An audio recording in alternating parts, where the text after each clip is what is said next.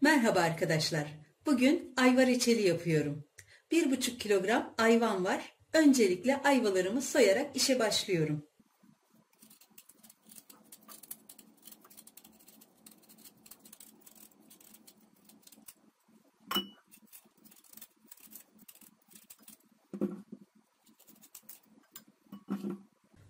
Bütün ayvaları soydum. Şimdi ayvalarımı küçük küçük doğruyorum.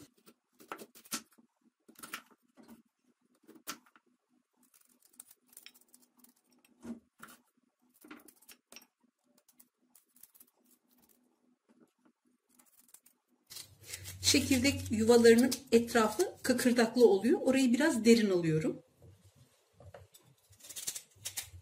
Şimdi çok küçük olmayacak şekilde böyle küp küp doğruyorum.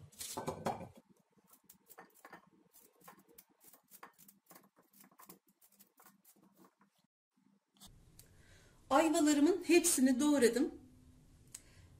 Ayvalardan çıkan çekirdekleri de böyle küçük bir kaseye ayırdım. Çünkü ayva çekirdekleri reçelime hem renk hem de kıvam verecek. O yüzden onları ayırıyorum. Ayvaları da herhangi bir limonlu suda falan bekletmiyorum. Ayva böyle karardıkça reçel yaptığımızda pişerken çok erken renk almasını sağlıyor. 1,5 kilogram ayvam vardı. Soyup doğradıktan sonra tekrar tarttım. Geriye 1 kilo 250 gram ayva kalmış. Şimdi ayvalarımı tencereye alıyorum.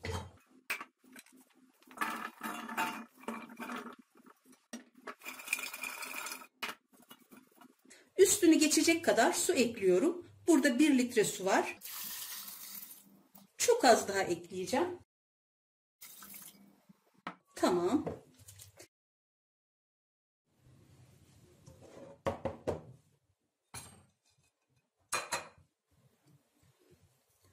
Böyle küçük bir tülbent parçasının içerisine ayva çekirdeklerini alıyorum.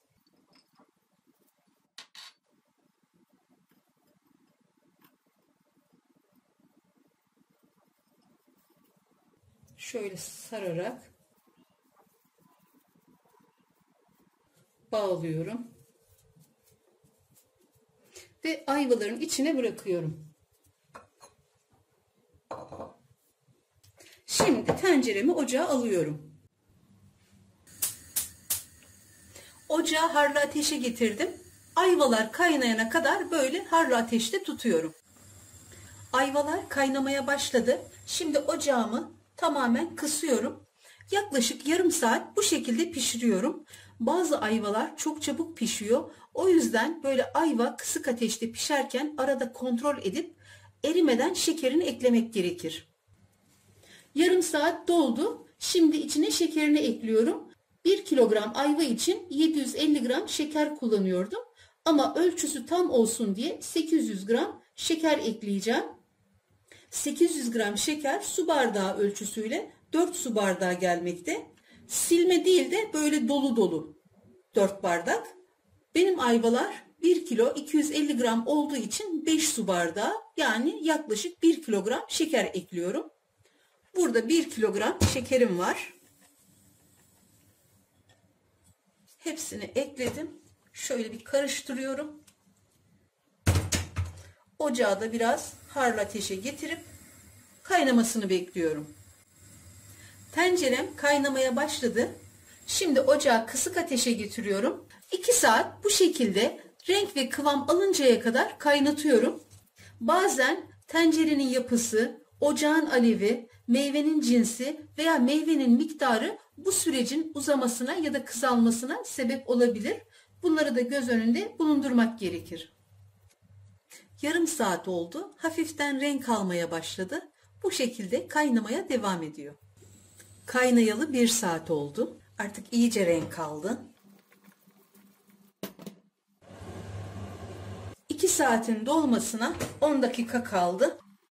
Şimdi içine 1 yemek kaşığı taze sıkılmış limon suyu ekliyorum. Limon suyunun yerine 1 çay kaşığı silme limon tuzu da ekleyebilirsiniz. 5 dakika daha kısık ateşte kaynatıp kıvamına bakıyorum. Buzdolabında soğuttuğum bir tabağın içine şöyle biraz suyundan alıyorum. ve kıvamına bakıyorum. Kıvamı böyle.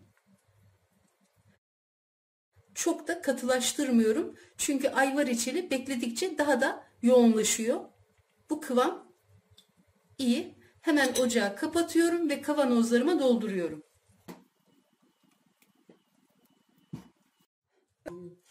Önce biraz sunum tabağına alıyorum.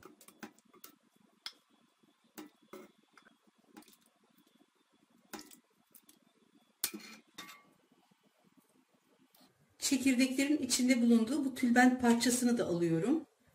Artık kavanozlara dolduruyorum.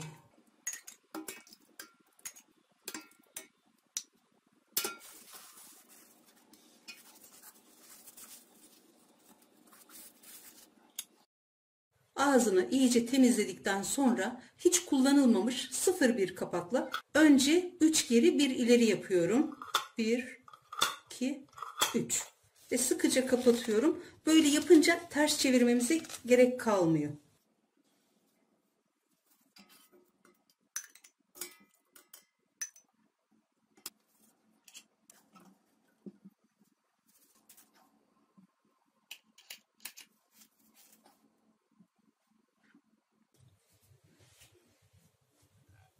Reçelimin son hali böyle.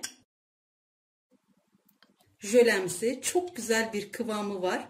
Sadece ayva çekirdekleriyle kısık ateşte ve uzun süre pişirmek suretiyle bu güzel rengi ve kıvamı elde edebiliyorum. Herkes yapsın, herkes denesin isterim. Yapmak ve denemek isteyen herkese şimdiden kolay gelsin, afiyet olsun.